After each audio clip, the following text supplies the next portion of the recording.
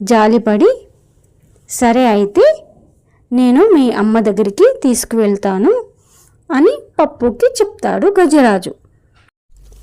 ఏనుగు తన తొండంతో జింకపిల్ల పప్పుని ముందుకు నడిపిస్తుంది.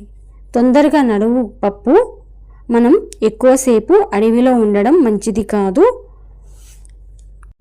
ఎక్కడో సింహం గర్జన వినిపిస్తుంది. మనం ఎంత తొందరగా వెళ్తే అంత మంచిది.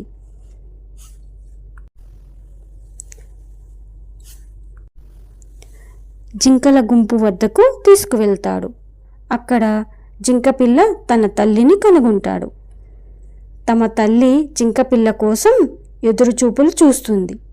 మహాలక్ష్మి తన బిడ్డను వెతుక్కుంటూ వచ్చి జింకపిల్లను చూసి ఆనందంతో ఉప్పొంగిపోయాడు. వారిద్దరూ ఆప్యాయంగా కలుసుకుని